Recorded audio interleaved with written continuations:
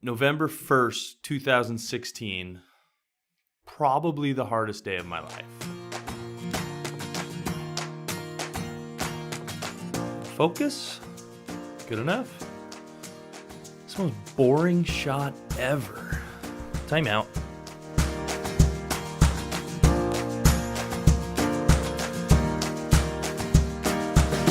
Maybe?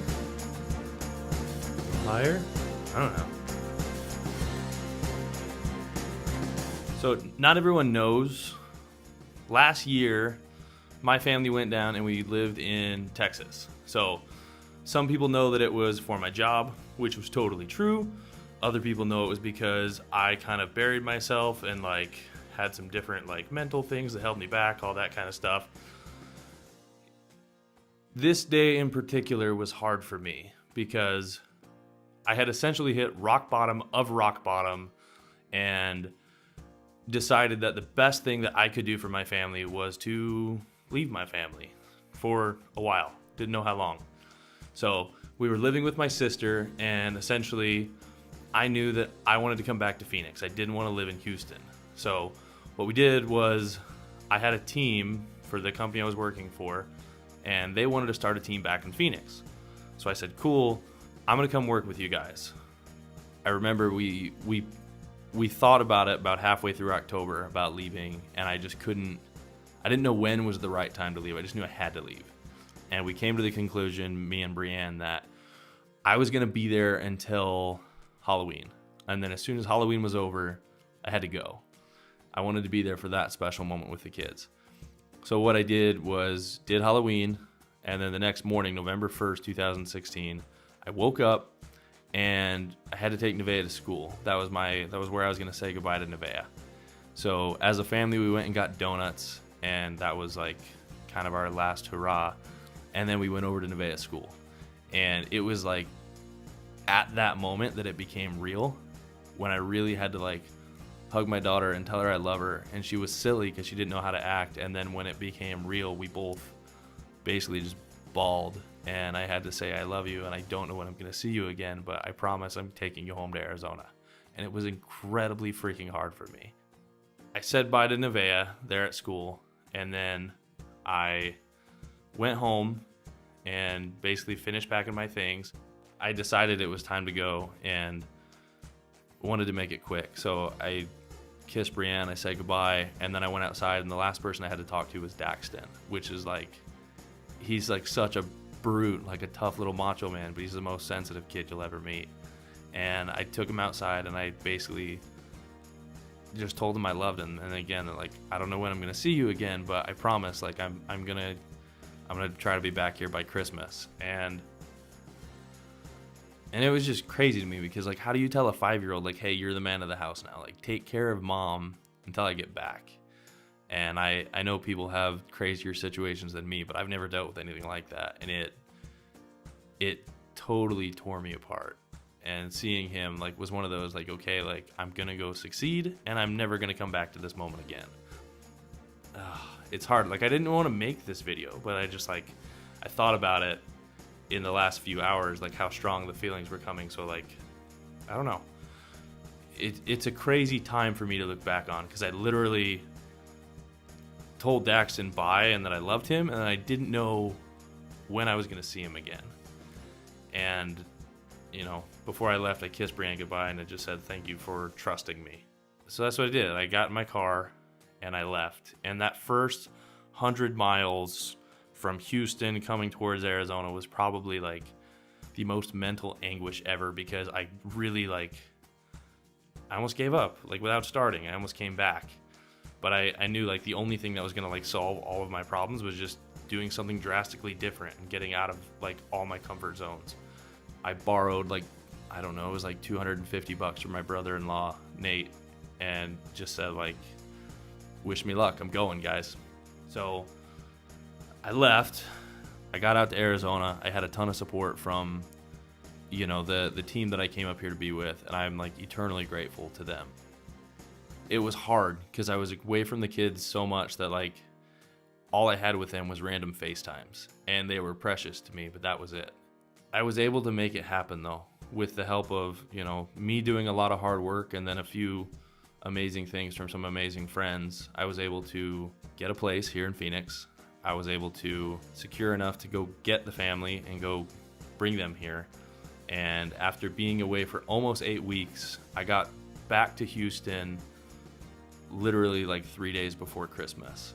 And it was like the funnest thing ever, because when I got there, Brienne basically told him that I had a Christmas present coming early, I think what it was, something like that. And anyway, she was saying something inside, and then I knocked on the door and the kids opened it, and it was me, and it was fun. I'm so excited. Hey, give it to her. Give it to her. She can read it. What does it say? Daddy is home. I don't think that was anything. What does it say? Why does it say Daddy is home? Why would you think it would say Daddy's home? So it's home. Go get the door. Daddy! My dada. Go Is get it the Dad? door. Go get the door. I like to come Go here. get the door. I like to come here. Why does it say Daddy's home? Maybe because Dad is home. Ooh. Daddy! Daddy! Why does it say Daddy? I'm back. Daddy! You guys.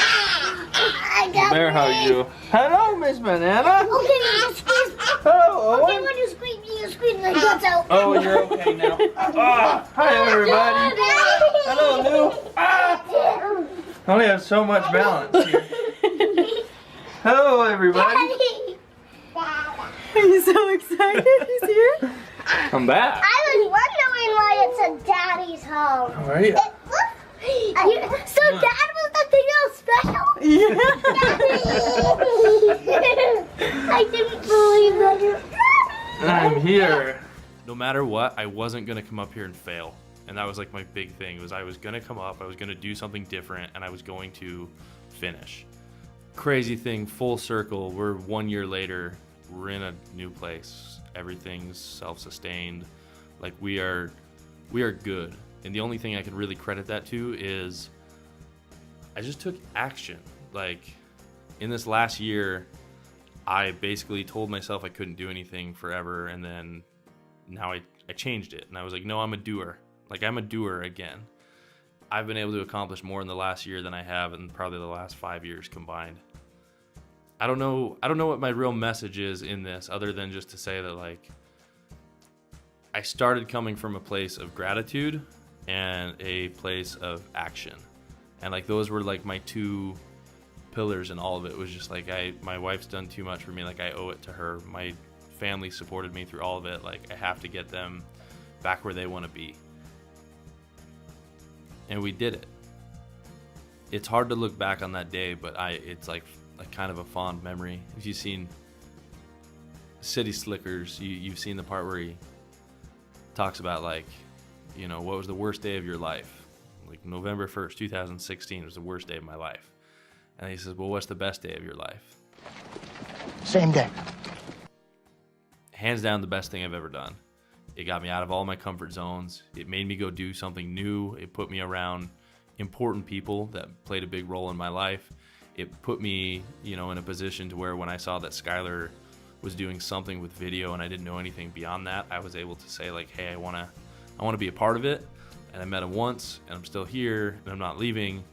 And my life is like 180 degrees from where it was heading at that time, literally hitting the bottom. 100% I still struggle, but it's so much better now, and I'm grateful that I went through that. And if I have like one underlying message to the whole thing, it's just take action. Like start doing the things that you want to do, because it's the only things that are going to make you happy and push out of those dark times. For that, I'm grateful. I'm grateful for my sister and my brother-in-law and everything they did for me. I'm grateful for the guys at my old job, and I'm grateful for this new job and everyone here and everyone who has always supported me in all the hard things that I've done. And go do something you want to do, guys. Just take action on it. Stop talking and start doing it. I was the king of knowing all the personal development, following all the people, learning everything, reading all the books, but I didn't take action.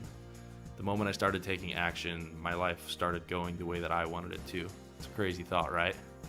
So that's my word of advice and my my crazy story. So, best day, worst day, November 1st, 2016.